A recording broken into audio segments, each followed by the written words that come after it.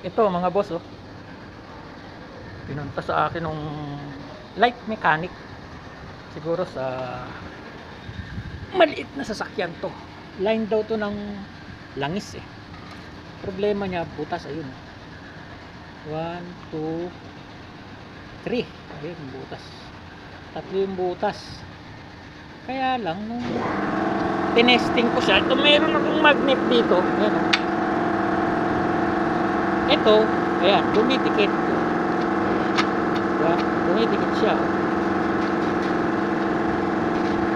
Ayan. Pero pagdating dito, ayaw, oh. Ayaw dumikit. Ibig sabihin, ito bakal, ito aluminum, plated ng stainless.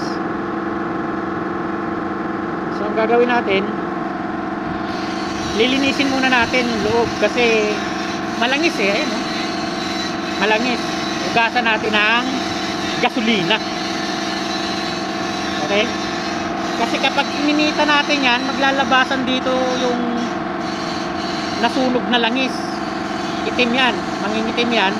Hindi kakapit yung aluminum. Aluminum ang ititira natin mga boss. So lilinisin ko mga idol ha.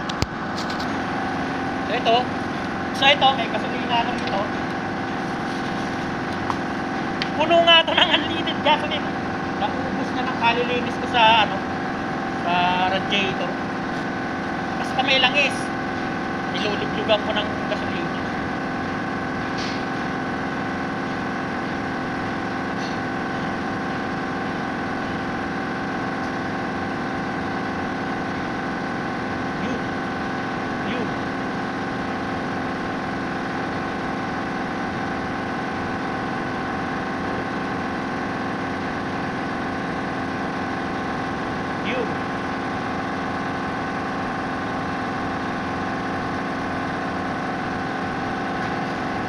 Yan.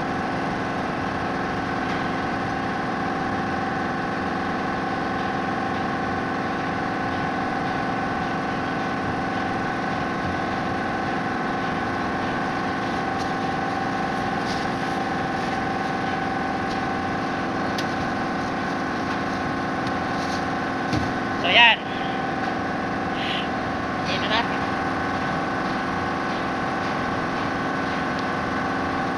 So ito, hanginan natin para mawala yung gasolina.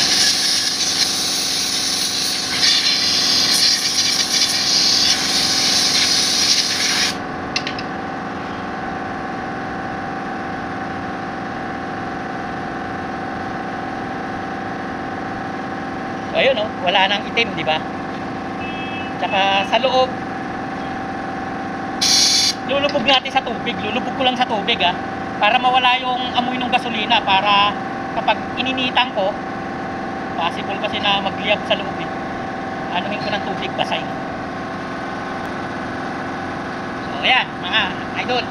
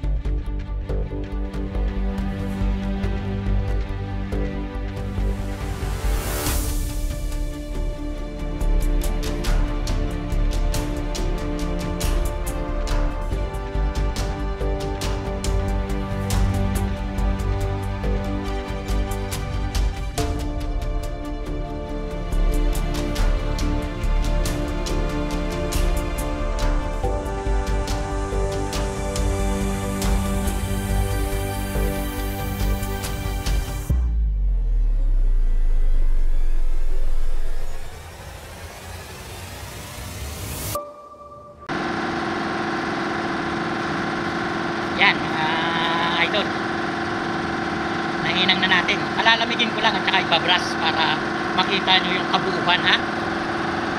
So update ko kayo maya maya. So ayan, welding na uli natin. Binras ko. Ano pala mga boss, stainless pala siya. Hindi pala siya.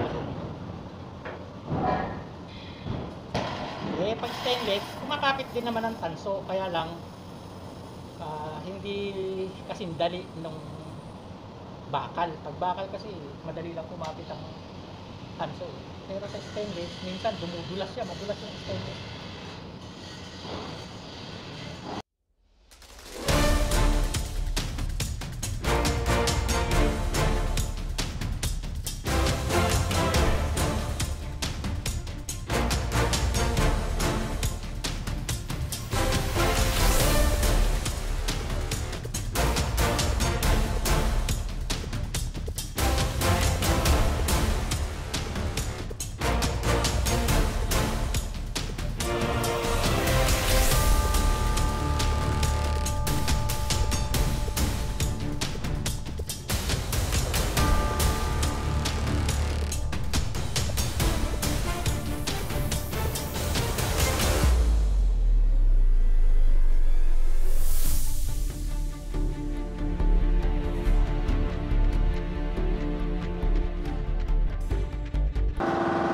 So ayun mga idol, welding na natin.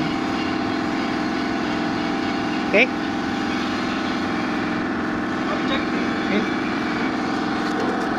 maraming salamat sa makakapanood. Kinuha na nung ikakapit na nila. Maraming salamat mga idol sa makakapanood.